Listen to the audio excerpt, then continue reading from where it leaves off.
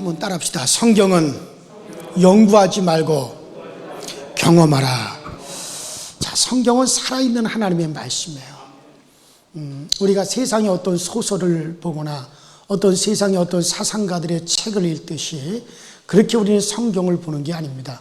그래서 성경은 살아있는 말씀이기 때문에 항상 우리가 경험하려고 해야 되지, 이 성경의 경험이 이 말씀이 내 것으로 내게 경험되게 해야 되지, 자꾸 성경을 연구하고 성경을 파헤치려고 하면은 절대로 그것이 우리에게 은혜가 되질 않습니다. 그래서 성경은 연구하지 말고 어떻게 하라고요? 경험하려고 해야 됩니다. 예를 들어서 이스라엘 민족이 애굽에서 430년을 갔다가 노예살이를 했어요. 자, 그래서 우리가 성경을 볼 때 이스라엘 백성들이 430년 노예살이하고 40년을 갔다가 광야에서 방황을 했습니다. 자, 우리는 그거를 통해서 이스라엘 백성들은 그래서 430년 노예 생활하고 40년 동안 광야에서 방황하는 것을 통해서 이스라엘 백성들이 무엇을 알고 무엇을 깨달았느냐 하면, 그거를 통해서 그들은 오직 하나님만 바라봐야 된다, 그것을 배웠단 말이에요. 자, 그러면 우리도 그것을 배우기 위해서 여러분들 430년을 갖다가 광야 생활을 해야 돼요? 해야 돼요? 말아야 돼요? 해야 돼요? 그럼 우리도 이스라엘 백성들이 430년 동안 노예 생활을 하고 50년, 40년 동안 광야 생활을 통해 가지고 오직 우리는 하나님만을 바라봐야 된다라고 하는 걸 깨달았다면, 나도 그것을 깨닫기 위해서 430년 노예 생활을 하고 40년을 광야 생활을 해야 되느냐? 그럴 수는 없다는 얘기예요. 물론 그걸 경험하려 우리가 430년을 살 수도 없습니다. 우리는 그들이 430년을 갖다가 살면서 경험한 그것을 성경을 통해서 이거 읽으면서 그것을 깨달아야 된다 이거예요. 성경을 통해서 이것을 우리가 경험을 해가지고 결국에는 우리가 하나님 없이는 살 수 없어. 우리는 오직 하나님 그분만을 바라봐야 돼. 이거를 갖다 배우고 이것을 우리가 깨닫고 이것을 경험하는 거예요. 자, 이스라엘 백성들이 농사를 짓고 종살이를 하면서 열심히 벌어들이고 열심히 그들이 벌어들였지만 또 뺏기고 또 뺏기고, 농사지어도 주인에게 뺏기고 노예 같은 생활을 갖다가 그걸 갖다 430년을 하고 40년 광야 생활을 통해서 그들이 결국에 깨달을 게 뭐냐? 하나님 바라봐야 되는구나. 하나님만이 우리를 먹이시고 기르시는구나. 430년 동안 우리가 노예 생활을 하면서 농사를 지어나 빼앗겼고 우리에게 먹을 것도 그들이 제대로 주지 않았지만은, 그러나 이 40년 동안 우리가 광야 생활을 해보니 하나님께서 우리를 길러주시는구나. 하나님이 우리를 먹이시는구나. 하나님만이 우리를 책임져 주시는구나. 40년 동안 그들이 광야 생활을 하면서 그것을 깨달았죠. 그러면은 우리는 430년이 걸릴 필요도 없고 또 40년 동안 광야 생활할 필요도 없이 성경을 읽음으로 말미암아 이 성경을 통해서 단번에 그들과 같은 생활을 안 하고도 성경을 통해서 하나님이 우리를 먹이시고 하나님이 우리를 기르시고 하나님이 우리를 책임져 주시는 분이시다라고 하는 걸 깨닫는다 이거예요. 그걸 경험한다 그런 얘기예요. 또 이스라엘 백성들이 500년 동안 사사시대를 살면서 늘 주변에 있는 여러 나라를 통해 가지고 쫓기고 숨고 그들이 쫓겨가고 싸우고 그들이 경험한, 그렇게 500년 동안 살면서 그들이 경험한 게 뭐냐? 하나님만 섬겨야 되는구나. 이게 고난이라고 하는 것이 없으면 지가 잘나서 된 줄 아는구나. 그러나 고난을 당하면서 하나님이 도와주시지 않으면 안 되는구나. 하나님께서 우리를 지켜주시지 않으면 우리는 망할 수밖에 없는 그런 존재로구나. 하나님이 우리를 보호하시지 않으면 우리는 빼앗길 수밖에 없는 그런 존재로구나. 나라가 멸망을 하게 되니 다시 애국과 같은 종살이를 하게 되는구나. 그러나 결국 그들이 500년 동안 사사 시대 때 500년 동안 생활하면서 그들이 깨달은 게 무엇이냐? 하나님이 도와주시지 않으면 안 되는구나. 나라가 없어도 아무리 적들이 있어도 하나님이 지키시고 하나님이 도와주시니까는 되는구나. 그들이 이걸 깨달았단 말이에요. 그러니 우리는 그들과 같이 500년 동안 그들과 같이 그렇게 쫓기고 숨고 도망가고 싸우고 그런 500년 사사시대를 우리가 살지 않는다 할지라도 그들이 겪은 그와 같은 것을 통해서 그것을 단번에 성경을 통해서 우리가 알고 깨달아서 우리는 그렇게 살아야 된다. 그것을 알고 우리는 그렇게 살아감으로 말미암아 하나님의 도움을 받는 거예요. 500년을 그들과 똑같이 경험할 필요가 없다는 거예요. 그래서 우리는 이 성경을 통해서 우리가 정말 기도하고 그것을 그들과 같이 그런 오랜 세월을 우리가 그들과 같이 그렇게 경험하지 않더라도 고난을 당하면 하나님을 더욱더 의지하라고 하는 것이로구나. 하나님이 도와주셔야만이 내가 사는구나. 이와 같은 것을 단숨에 성경을 통해서 그것을 적용하고 그것을 체험하는 거예요. 자, 그러니까 이것을 성령님께서 알게 하시고 깨닫게 하시고 우리에게 적용하게 하시는 거죠. 그러니 성령이 없으면 그것을 깨닫지 못하는 거예요. 그러니 항상 성령의 등불이 내게서 환하게 켜지도록. 여러분들 성령께서 이스라엘 백성들은 400년 걸려서 깨달음을 알고 500년 걸려서 그들이 체험해서 그렇구나 하는 것을 그들이 알았지만 우리가 이 글을 읽을 때 성경 읽을 때 성령님께서 내게 확 비춰주시고 성령님 내게 확 감동하셔가지고 우리는 400년 걸리지 않고 500년 걸리지 않고 40년 걸리지 않더라도 그와 똑같은 것을 경험하고 똑같은 것을 체험하게 하셔서 결국에 하나님이 도우시는구나. 결국 하나님만을 의지해야 되는구나. 결국 하나님이 지켜주시면 모든 것이 다 되어지는구나. 오직 하나님 한 분밖에 없구나. 이것을 우리에게 경험하게 하셨어요. 그래서 우리로 하여금 성령이 그것을 하게 하신다 그런 얘기예요. 그러면 항상 여러분들은 성령의 감동이 있으셔야 돼요.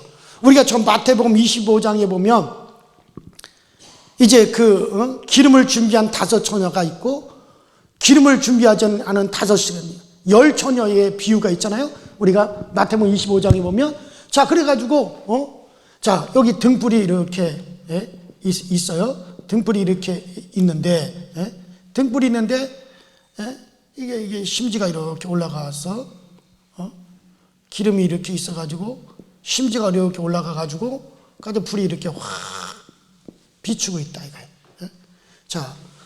이게 이제 등불이 있고 이쪽에도 이제 이렇게 등불이라고 하는 것이 있어가지고 받침이 있고 하여튼 미술 공부는 해야 돼요. 어떻게 하든지. 또 여기서 기름이 이제 있어가지고 심지가 연결돼가지고 이제 불이 이렇게 타오른다 이거예요.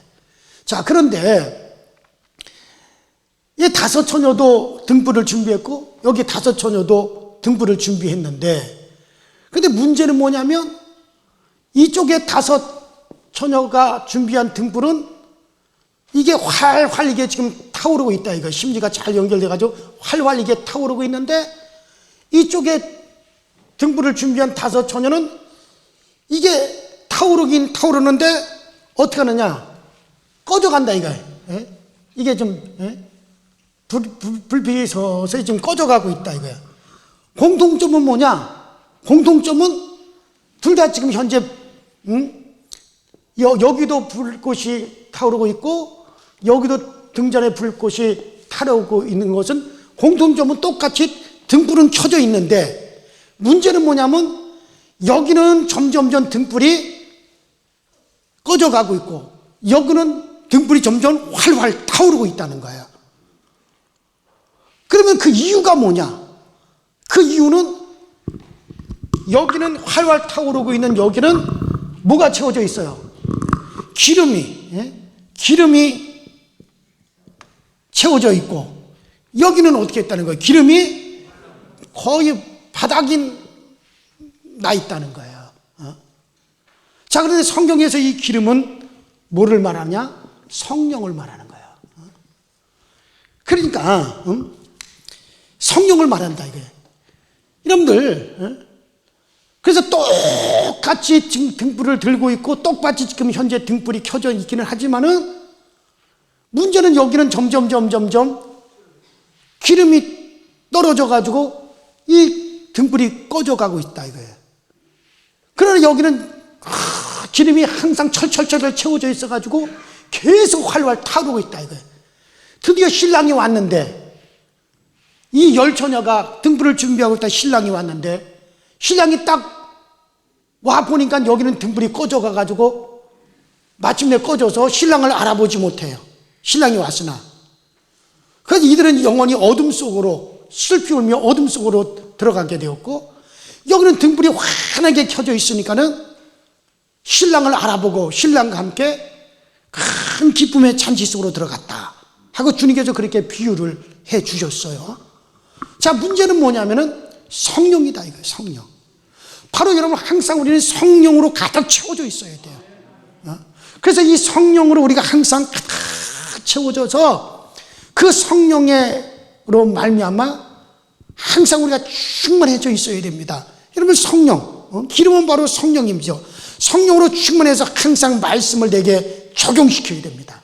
성령으로 충만해서 항상 감사가 있고, 항상 말씀으로 충만하고, 항상 하나님이 주관하고 인도하시고 먹으시고 입히시고 그 하나님을 항상 사모하게 해야 된단 말이에요. 그게 바로 기름이 넘쳐나는 거예요.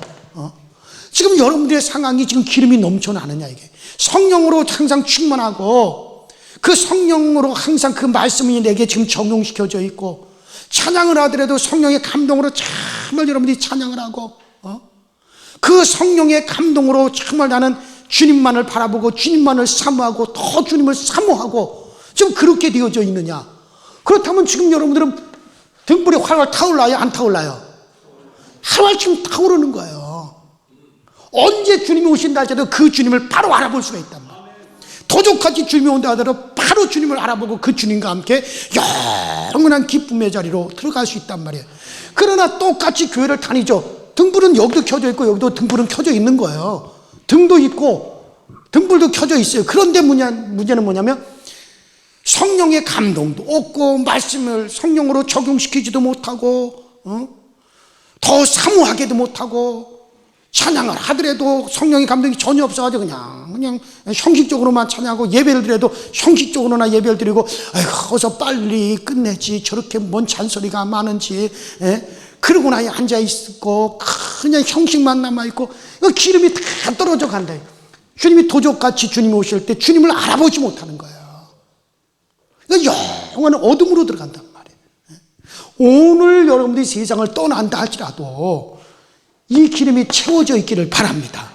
영혼의 기름이 채워진 상태에서 세상을 떠나야지 주님을 알아뵙지요. 영계의 세계에 들어갔는데 이건 주님인지 내 주인인지 아니면 마귀를 갖다 주님으로 착각하고 마귀를 쫓아가는 건지 그 모르면 안 되잖아요. 성령으로 채워져 있어야지 주님을 뵙는 겁니다. 항상 성령 충만한 생활을 우리가 하고 있어야 된다, 그런 얘기예요. 그래서 성령이, 이건 여러분들 정말 여기는 영혼이 충만하지 못하니 저쪽에는 꺼져가는 거예요. 여러분들이 지금 여러분 자신을 이렇게 들여다보면 다 알아요. 뭐 현정 목사가 뭐 점쟁이 모양으로 당신은 기름이 있다, 당신 기름 없다, 제가 판단할 게 아니라 여러분들이 스스로 안단 말이에요. 아, 지금 나는 기름이 준비가 되어 있고 기름이 찰찰찰 넘쳐서 그렇게 등불이 활활 타오르고 있는지, 아니면 나는 지금 다 메말라가지고 좀 꺼져가고 있는지, 누구보다도 여러분 스스로가 여러분들을 알 수가 있고 진단이 다 됩니다. 그러니 내 눈에 안약을 사서 바르고 너의 꺼져가는 등불을 다시 심지를 다시 갈아 끼워서 다시 활 타오르게 하고 그렇게 하라는 거예요. 주님은 내가 꺼져가 활 타오르지. 자, 그러니까는 이스라엘 백성들은 바벨론의 포로로 잡혀가서 70년 동안 이스라엘 백성들이 바벨론의 포로 생활을 하죠. 그리고 70년 동안 포로 생활을 하고 그들이 다시 예루살렘으로 돌아옵니다. 그것을 통해서 우리가 70년 동안 나라 없이 저 바벨론의 외국에 끌려가서 그곳에서 살았지만 나라가 없을지라도 하나님이 계시니 하나님이 우리를 보호하여 주셨다. 그걸 그들이 깨닫고 돌아온 거거든요. 그러면 성령님께서 그것을 우리에게 또 적용을 시켜 주십니다. 70년 동안 나라를 없이 다른 나라에 가서 포로 생활을 하고 다른 나라로 끌려가지 않더라도 우리는 성령님께서 그 말씀을 읽을 때 내게 딱 적용시켜 주셔서 그래, 오직 하나님이 보호하신다. 이것을 깨달아 알고 이것을 내가 경험하게 만들어 주시는 거예요. 그래서 성령은 성경을 적용시켜 가지고 그들은 500년을 400년을 70년 80년을 거쳐서 알게 된 결론을 이제 하나님이 성경을 읽을 때 아주 단번에 단숨에 우리에게 깨닫게 하시고 적용시켜 주신단 말이에요. 그래서 성경은 경험하는 거예요, 계속해서. 그래서 처음에 보세요. 구약 시대 때 처음에 사람들이 몇 년을 살았어요? 몇 년 살았어요? 한 쉽게 말해서 1000년 가까이 살았다 이거. 단, 시, 백, 천. 1000년을 살았어요. 그 다음에 또 얼마를 살아요? 한 600년을 갖다가 살죠. 그 다음에 또 언제 살아요? 한 300년을 살죠. 그 다음에 또, 모세시대 시절에 120년을 살죠. 그 다음에는 몇 년을 살아요? 70이요? 80으로. 그렇게 하나님께서 점점 줄여가신다. 왜냐하면 이때는요, 1000년을 살아야 하나님을 깨달을 수 있었어요. 1000년을 동안을 살아야만이 하나님을 경험하고 하나님은 이런 분이시로구나. 하나님은 이렇게 우리를 지키시는구나. 그 하나님은 한 분밖에 없구나. 그 하나님을 우리가 사모해야 되는구나. 이거 1000년이 걸쳐야만이 그들이 알고 깨닫게 되기 때문에 그렇게 살게 하신 거예요. 가다면 이것이 이제 구전이 돼서 600년이면 충분하다. 600년을 살게 하신 거예요. 그 다음에 한 300년이면 충분하다. 300년을 살게 하신 거예요. 그 다음에 120년이면 이제 서서히 이제 율법의 말씀도 있고, 그러니까 한 120년이면 충분하다. 지금은 뭐냐? 지금은 이제는 성령이 우리 가운데 임하셔서 성경을 읽을 때 단번에라도 그 하나님을 깨닫고 단번에라도 구원의 하나님을 알게 하시고 경험하게 하시니까는 굳이 1000년까지 갈 필요가 없다 이거예요.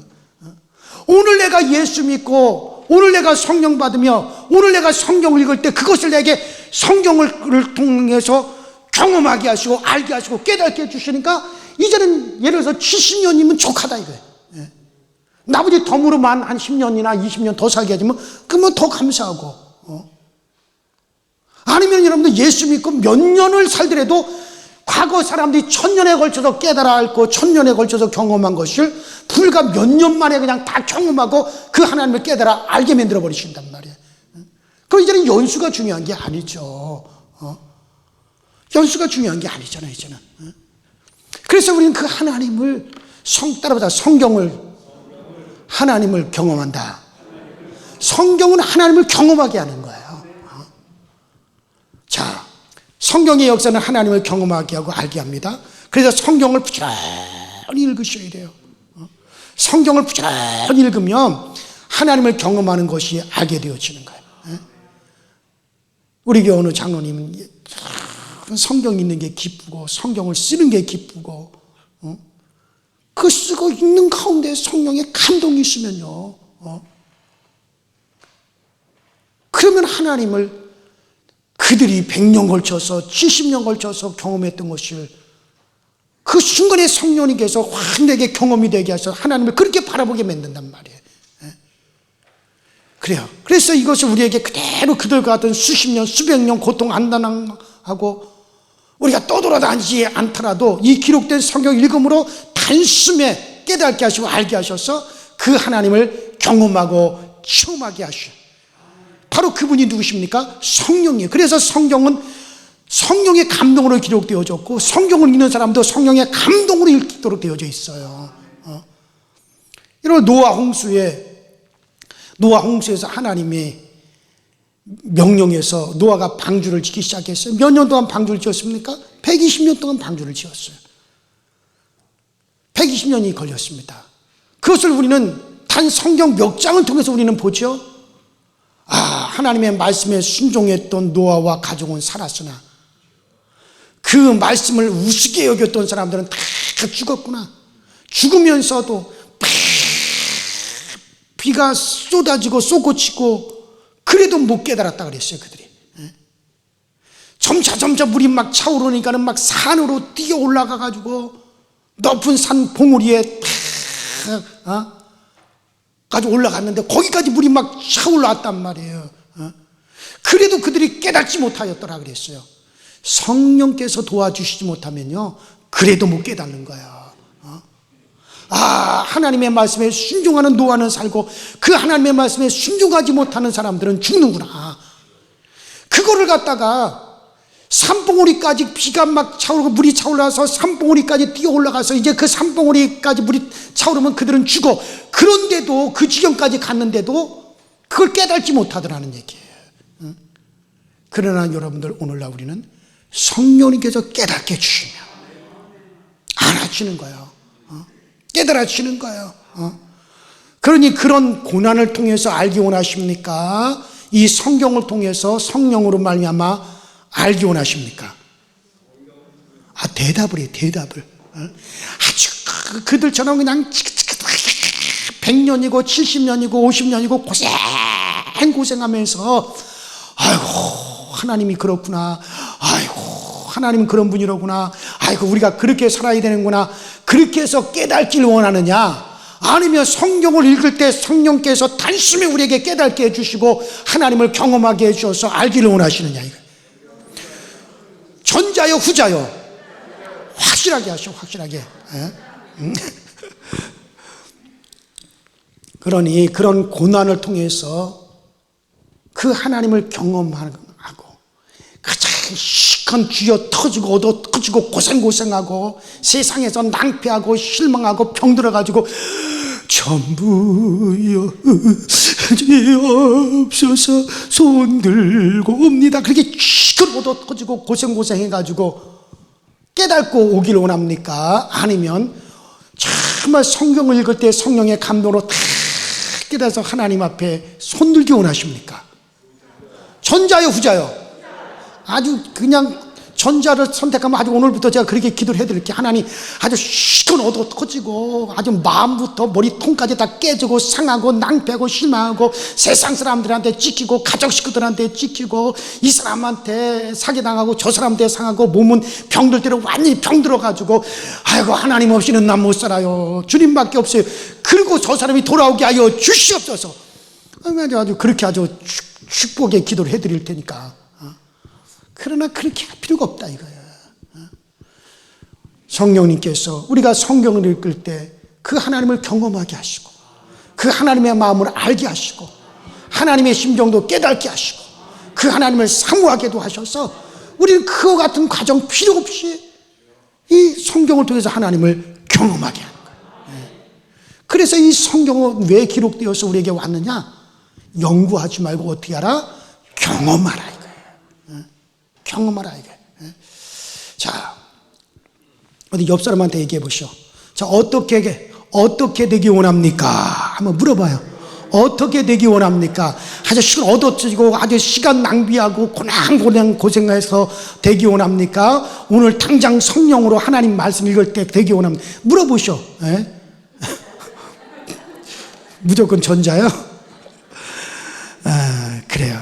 그래서 이 성경은 두 가지로 기록이 되어 있어요. 이 성경은 첫째는 따라합시다. 로고스. 첫째는 성경 말씀할 때 우리가 말씀할 때 첫째는 로고스의 말씀이 있고요. 두 번째로는 따라합시다. 레마의 말씀이 있단 말이에요.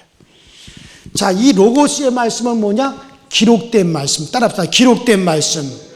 이건 기록된 말씀이고, 그러면 이 레마의 말씀은 뭐냐? 그 말씀이 내가 깨달아져서 내게 적용되어 깨달아 내게 알게 되는 말씀.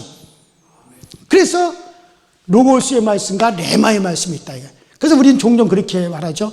하나님, 이 기록된 말씀이 내게 레마가 되기를 원합니다. 이 기록된 말씀으로만 있어봤자 여러분들에게 유익이 없다 이거예요. 이 기록된 로고스의 말씀이 이것이 성령의 감동으로 내가 깨달아지고 알아져가지고 이 말씀이 내게 적용되어지는 말씀, 내 마음의 말씀이 될 때 그것이 우리에게 은혜가 되어지는 거예요. 그것이 우리에게 힘이 되어지고 우리에게 용기가 되어진다. 그래서 레마가 되게, 하나님 이 로고스가 레마가 되게 하여 주옵소서. 우리가 그렇게 기도하고 있지 않습니까? 옛날에요, 제가 어렸을 때 코미디, 아주 유명한 코미디 프로그램이 있었어요. TV에서. 뭐냐면 웃으면 복이 와요. 아직까지 제가 지금까지 쭉 본 텔레비 중에 허참 씨가 나와서 허참 하면서 진행했던 가족 오락관, 그 다음에 두 번째 아주 생생하게 어렸을 때부터 기억되는 게 뭐냐면 웃으면 복이 와요. 옛날에 구봉서 씨, 땅딸의 이기동 씨, 비실비실 배상용 씨, 이런 사람들 다 지금은 죽고 없지만은 후라이 이규석,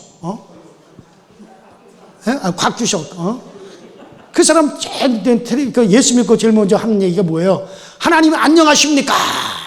그것부터 시작했다 그러잖아요. 어쨌든 간에 그런 사람들이 나와가지고 했던 그 옛날에 흑백 텔레비에서 나왔던 웃으면 복이 와요. 이거 참 얼마나 재밌게 봤는지 몰라요.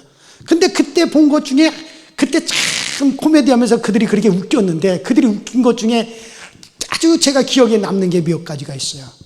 그것 중에 한 가지가 뭐냐면은 어떤 약장사가 이렇게 살 빠지는 약을 쭉 팔았단 말이에요. 그 살 빠지는 약을 쭉 팔았는데 어떤 사람은 그 약을 먹고 얼굴이 와삭하게 잘 빠졌고, 어떤 사람은 똑같은 그 약을 먹고 살이 빠지긴 빠졌는데 이렇게 아주 검은 티티 이렇게 돼가지고 살이 빠졌단 말이에요. 두 사람이 딱 와가지고 약장사한테 항의를 하는 거예요. 왜 같은 약을 먹었는데 이 사람은 얼굴이 화사하게 예쁘게 빠졌고 나는 왜 이렇게 느리팅팅하게 이런 식으로 살이 빠졌느냐 항의하니까는, 그 살이 화사하게 빠진 사람한테 물어봤어요. 어떻게 해서 그렇게 살이 빠졌어? 그러니까 그 약을 먹고 밤에 잘 때 꿈을 꾸는데 꿈에 예쁜 여자가 나타나가지고 그 예쁜 여자를 막 기분 좋게 막 쫓아다니다 보니까는 이게 기분 좋게 살이 빠졌다고. 그러니까 옆에 니리끼리하게 살 빠진 사람한테는, 아니 당신은 어쩌다가 살이 빠지긴 빠진데 그렇게 더럽게 살이 빠졌냐 그러니까, 나는 그 약을 먹고 잠을 자면 맨날 귀신들이 쫓아와가지고 귀신이 날 잡아먹는다고 쫓아오고 입에 칼 물고 쫓아오고 머리 풀고 막 날 잡는다고 막 꿈속에서 쫓아와가지고 그것들 쫓겨다니다가 살이 빠져가지고 이렇게 더럽게 니리끼리하게 이렇게 살이 빠졌다고. 그래서 항의를 한 거예요. 아니 그 같은 약인데 왜 저 사람한테는 그렇게 기분 좋게 좋은 꿈을 꾸면서 말이야 그래 살이 빠지게 하고, 왜 나한테는 이렇게 귀신한테 맨날 쫓겨다니다가 이렇게 고통당하다 살이 빠지게 하는 이런 약을 팔아내냐고. 그러니까는 그 약장사가 그렇게 얘기를 하더라고. 그야 약값이 다르니까 그렇지. 당신 약값은 싸고 저 사람 약값은 비싸니까는 그렇게 된 것이지 않느냐고. 그래서 저 사람은 돈을 많이 냈기 때문에 그렇다고. 그래서 제가 아직까지 약을 먹어도 싸구려 먹으면 안 되겠구나. 제가 그거 아주 어렸을 때 본 건데 지금까지 그게 아주 기억에 남아요. 그렇죠. 이왕이면 고생하면서 깨닫고 경험하는 것보다 기분 좋게 깨닫고 경험하는 것이 훨씬 더 좋아요, 안 좋아요? 그게 바로 뭡니까? 우리가 성령의 감동으로 하나님의 말씀, 기록된 말씀을 읽을 때 성령이 똑같이 우리에게 경험하게 하시고 하나님을 알게 하신단 말이에요. 그렇죠. 이 성경을, 그래서 여러분들 이 성경은 성령이 깨닫게 해주셔야 돼요. 성령의 감동이 있어야 돼요. 그렇게 해서 우리 가운데 항상 성령이 타오르고 있어야 된다, 그런 말이에요. 그래서 우리는 이 말씀을 항상 성령에게 적용시켜야 된단 말이에요. 작년인가 재작년에 성구 영신 예배 때 우리가 말씀을 이렇게 하나씩 뽑잖아요. 그 말씀을 이제 뽑았는데 시편 2편 8절에 있는 말씀이 딱 뽑혔더라고요. 그래서 제가 쭉 읽어봤어요. 그러니까 너희는 내게 구하라. 이방 나라를 너에게 유업으로 주리니 내가 땅끝까지 내가 이르리라. 기가 막힌 말씀이잖아요. 그래서 은혜를 받았는데, 이건 성령이 우리 교회에 주시는 말씀이다. 제가 그렇게 생각하고, 그래서 이 로고스의 말씀이 나에게 어떻게 하면 이것이 레마의 말씀으로 내게 적용이 될까. 그래서 주님께 구하자. 그래서 거기에 주님이 열방을, 그러니까 그 말씀에다가 내 이름을 집어넣는 거예요. 그래서 내게 구하라, 이방 나라를 너에게 유업으로 주리리. 여길 때 너에게를 갖다가 이제 열방을 나 현재국에게 주리리니 현재국의 소유가 땅끝까지 이르리라. 아니 그렇게 말씀을 그렇게 내가 읽었다 이거예요. 내게 적용을 시켜서. 그러면 그래. 막 마음에 막 담대함이 오죠. 하나님이 나와 함께 하시면 하나님께 이방이 열방의 재물까지도 하나님이 나에게 가져다 주시겠구나. 그러면 걱정할 필요가 없겠구나. 막 담대함이 온다 이거예요. 여러분 우리가 주기도문에서도 그렇잖아요. 하늘에 계신 우리 아버지, 이왕이면 그렇게 하지 마시고 하늘에 계신 나 현재국의 아버지시여, 자기 이름을 넣어서 적용을 시켜버리는 거예요. 이사야 41장 10절에도 그런 말씀이 있잖아요. 두려워하지 말라, 내가 너와 함께함이라. 놀라지 말라, 나는 네 하나님이 됨이라. 내가 너를 굳세게 하리라. 참으로 너를 도와주리라. 참으로 나의 의로운 오른손으로 너를 붙들리라. 자, 얼마나 좋은 말씀입니까? 그냥 좋은 말씀으로 끝내면 안 되잖아요. 내게 적용을 시켜야죠. 여기 내 이름을 집어넣어요. 현재국아 두려워하지 마라. 하나님이 현재국이와 함께 하시리로다. 이렇게 내 이름을 집어넣어서 적용을 시키는 거예요. 막 그렇게 읽다 보면 성령님께서 그 말씀을 나에게 레마의 말씀을 확 적용시켜 주신다. 그래서 어디를 가든지 두려움이 없게 되어지는 거예요. 담대하게 되어지는 거예요. 창세기 15장 1절에도 하나님이 아브라함에게 말씀하시죠. 아브라함아 두려워하지 마라, 내가 너의 방패가 되어주리라. 그러면 그것이 아브라함에게 한 말씀이 아니라 나에게 하신 말씀이다. 이 성경은요, 여러분들 비록 모세에게 하셨고 베드로에게 하셨고 요한에게 하셨다 할지라도 우리 주님이 뭐라 그랬습니까? 내가 이렇게 말하는 것은 이것을 너희만을 위해서 하는 것이 아니라 너희로 인하여 나를 믿는 모든 사람들에게 하는 것이니라. 분명히 우리 주님이 그렇게 말씀하셨잖아요. 그러니까 아브라함에게 아브라함아 너 두려워하지 마라, 내가 너의 방패가 되어주리라. 그렇다면 그건 아브라함에게 주시는 말씀으로 생각하지 말고 나에게 주시는 말씀을 생각하라. 그러므로 거기다가 현재국아 두려워하지 마라, 하나님께서 너의 방패가 되어주시리라. 그렇게 적용시키란 말이야. 그냥 로고스의 말씀으로 놔두지 말고 그렇게 해서 나에게 적용시키는 말씀으로 내가 읽고 또 나에게 적용시키는 말씀을 읽고 읽다 보면 성령께서 우리를 감동하여 주시는 거야. 그래서 그 말씀으로 인하여 담대해지고 그 말씀으로 인하여 힘이 주어지고 세상을 두려워하지 않게 하고, 그러다 보면 그 말씀이 내게서 체험이 되어지게 하고 경험이 되어지게 한다, 그런 얘기예요.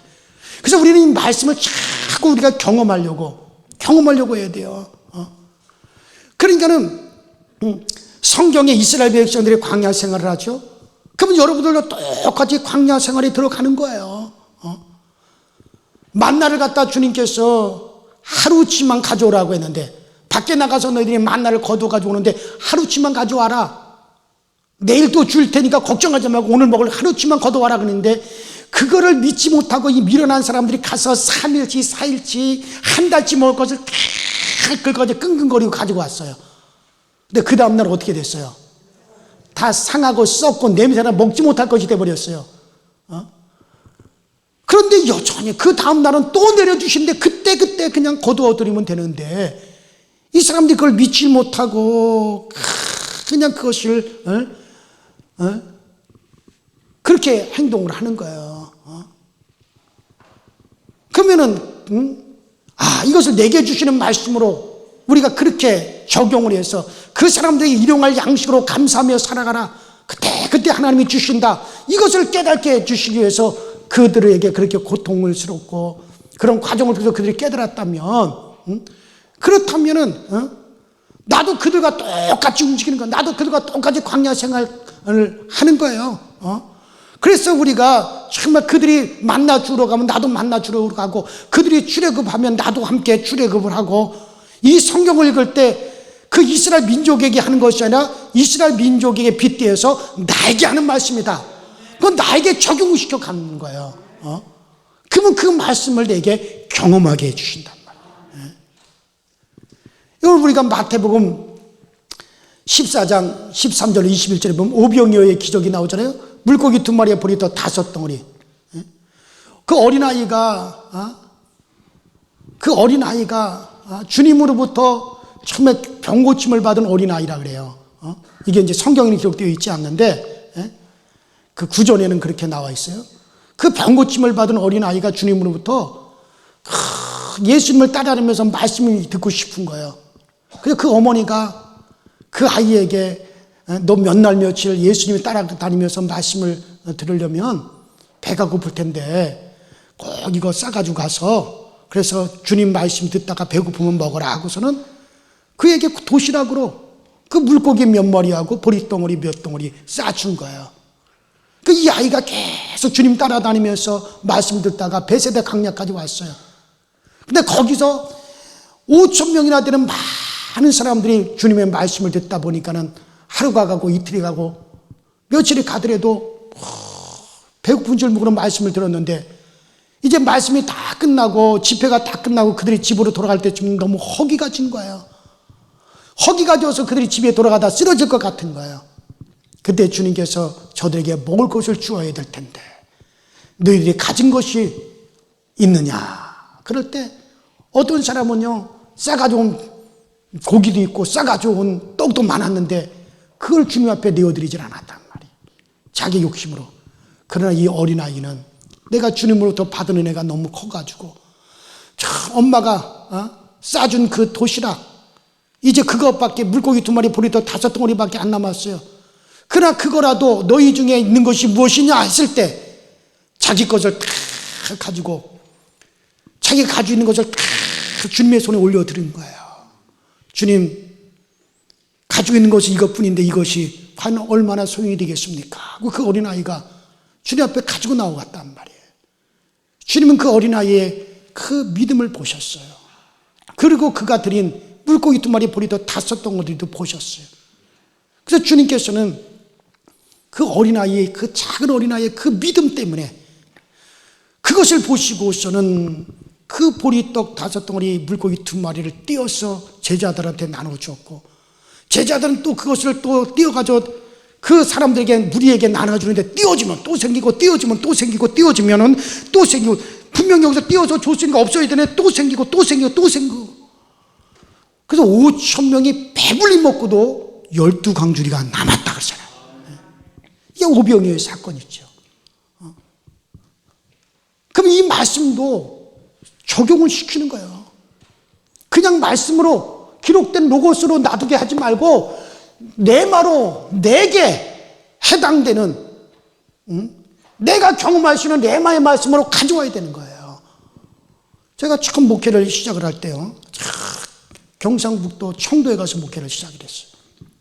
교인도 없죠. 완전히 개척하다시피 하는 거죠. 그런데 교회 땅이라고 하나 있는데 한 250평 있었어요. 근데 그게 다 남의 땅이에요. 남의 땅에다가 허름하게 창고 같은 건물만 있는데, 남의 땅이란 말이에요. 막 땅임자들이 한 장에 땅감을 내놓던지, 그렇지 않으면 이걸 헐어버리고 거기다가 뭘 식당 큰 걸 짓겠다고 땅임자가 5명인데 나타나서 난리가 났어요.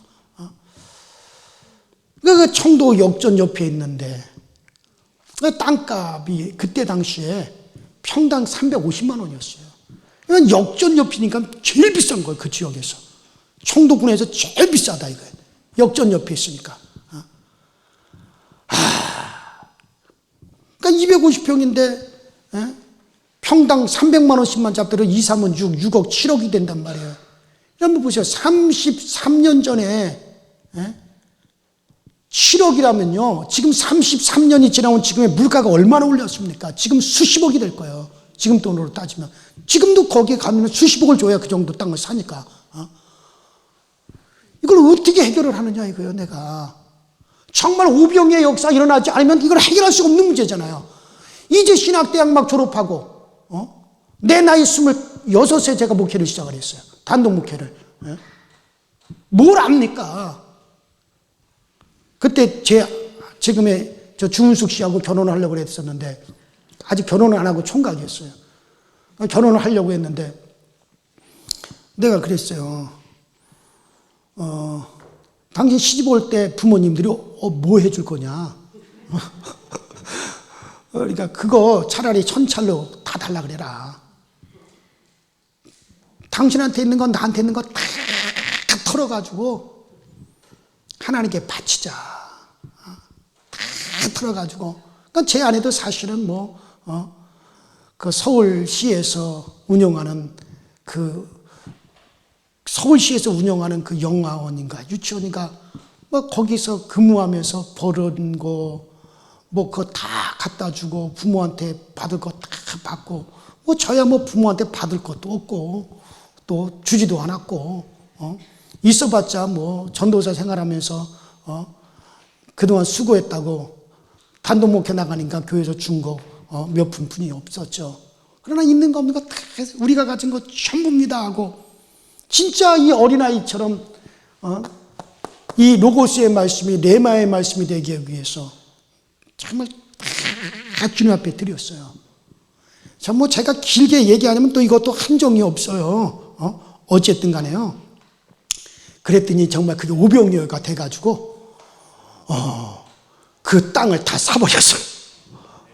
어떻게 샀는지 저도 모르겠어요. 하여튼 그래가지고 기독교 대한감리 유지대단에다가 큰 소리 치면서 정말 그때는 어마어마한 거죠, 그것이. 그래서 다 기독교 대한감리 유지대단에다 다 편입을 시키고 땅을 다 했는데 정말 이게 여러분들 오병이어있잖아요. 아멘 안 하시는 분들이 무슨 심정으로 아멘 안 하시는지 모르지만 나는 정말 그때 당시 정말 로고스로 있는 말씀이 이게 내게 레마의 말씀이 될 수 있다. 그 오병이의 말씀을 나에게도 그대로 적용하다. 나도 경험하는 말씀이 있다. 내가 이걸 경험할 수 있다. 지금도 오병이어는 나타날 수 있다. 그래서 정말 오병이의 역사 일어났어요. 그래서 그 땅을 그것을 얻을 수가 정말 하나님이 주셨죠. 정말 하나님이 주신 거죠. 그거는 내 수고가 아니라 정말 하나님이 주신 거죠. 여러분 그래요. 그래서 여러분 성경은 연구하려고 하지 말고 어떻게 하라? 경험하라 이거예요. 경험하려고 해야 돼요. 그래서 성령께서 그렇게 역사하셔. 이 성경은 경험하는 책입니다.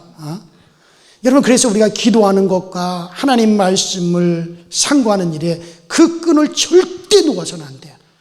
우리는 주님 나라 가는 그날까지 내가 기도하는 것과 하나님 말씀을 상고하는 것, 이 두 가지 끈은 절대 놓아서는 안 돼요. 끝까지 끈을 붙들어 부셔야 돼요.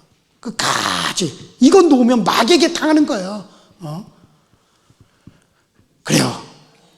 정말 우리가 하나님의 복을 주실 때도요, 그 말씀과 기도의 끈을 놓아버리면 하나님 우리에게 복을 주실 수 없는 거예요. 성경은 그래서 경험하는 책입니다. 그래서 다른 세상 책과는 달라요. 그것을 경험하려고 사모하는 심정으로 읽다 보면 막 뚫어지는 거예요. 성령께서 이를 막 지원해 주시는 거예요.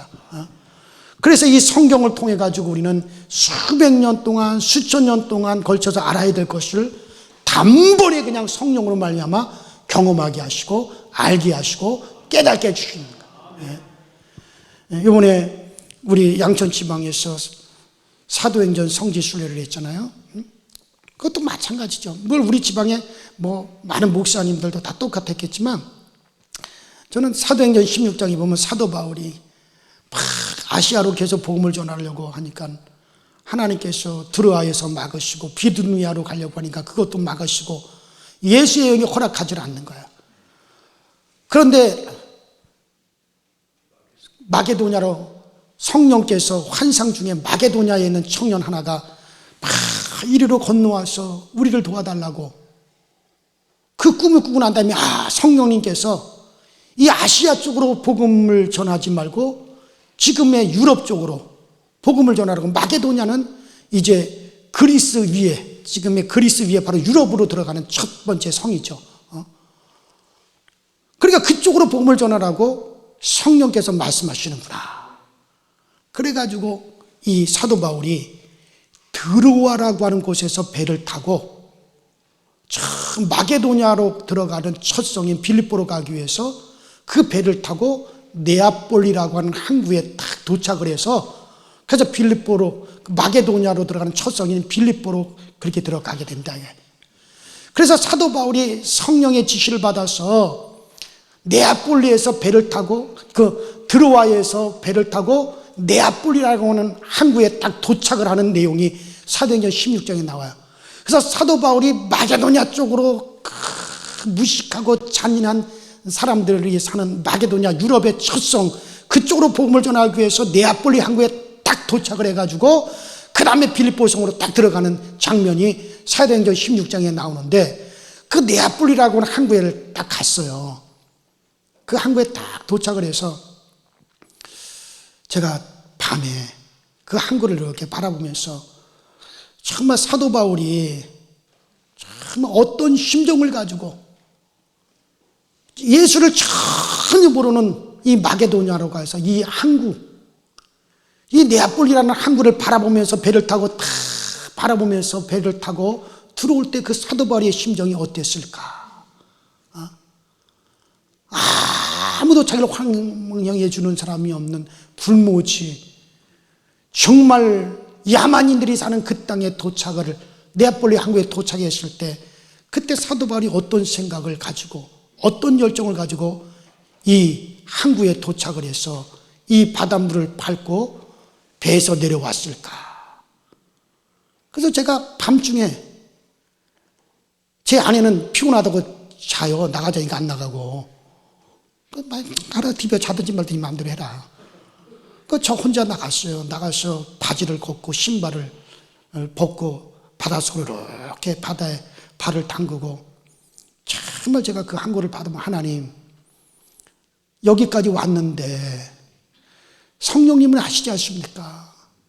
바울 선생님이 이 성령을 쫓아서 이 항구에, 이 해변가에 배에서 내려 발을 내디뎠을 때 바울 선생이 가졌던 그 심정이 어떤 심정인지 성령님은 아시지 않습니까? 성령이요, 그 마음을 지금 나에게도 부어주세요.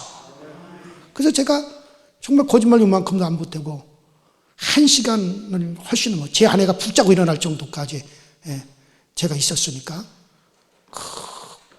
바다에 발을 담그고서는 1시간을 제가 거기서 기도를 했어요. 그러니 정말 성령님이 그 마음을 쫙 저에게 주시더라고요. 바울의 심정이 그대로 느껴지는 거예요. 그대로 느껴지면서 바울이 그 항구에 도착해서 기도했던 심정, 그것을 사랑하고 복음에 대한 열망이 있어서 핍박도 죽음도 두려워하지 않고 그 복음의 열정과 주님을 사랑하는 마음이 확 느껴지면서 제가 1시간을 회개를 했어요. 그 바다에 발을 담그고서는 정말 그 밤에 뭐 누가 보는 사람이 있습니까? 성령님이 그 감동을 주시는데 눈에서 눈물이 막 줄줄줄줄줄줄 하염없이 쏟아지죠. 그래서 제가, 하나님, 내가 복음을 전하더라도 그 열정으로 복음 전하지 못했던 걸 회개합니다. 주님을 내가 그렇게 뜨겁게 사랑하지 못하고 설교했던 거 주님 용서해 주세요. 나도 그 마음을 갖게 해 주시고, 정말 사도 바울이 가졌던, 그 바울 선생님이 가졌던 그 열정을 나도 주세요. 이제부터라도 나도 그렇게 하고 싶습니다.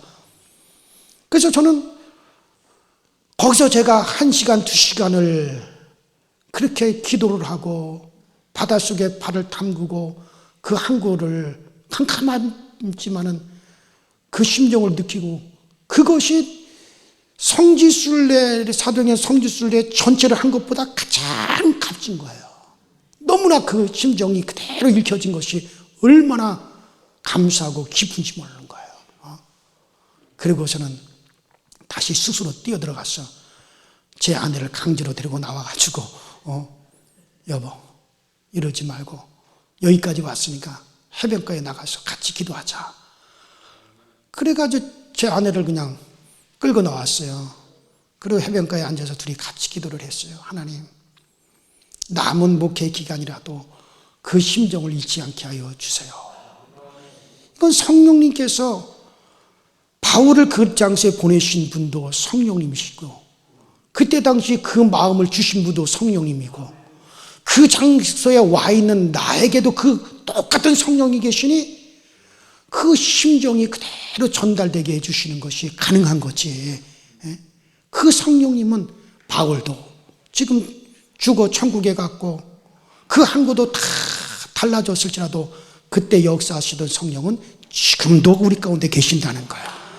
그러므로 이 성경을 쓰게 하신 성령님은 지금도 우리 가운데 함께 계시고, 그 성령님 우리가 성경 읽을 때 지금도 똑같은 그들에게 주었던 감동을 우리에게 똑같이 주고 계십니다. 그러므로 여러분들은 이 성경은 연구하려고 하지 마세요. 지식으로 연구하고 이성으로 연구하고 학식으로 연구하려고 하지 말고, 이 성경을 쓰게 한 성령님, 내가 이 성경을 읽을 때 이것을 그대로 나에게 경험이 되게 하시고 체험이 되게 하여 주시옵소서. 그래서 우리 모두가 정말 성경을 경험할 수 있게 되기를 주의 이름으로 축원합니다. 주의 이름으로 축원합니다.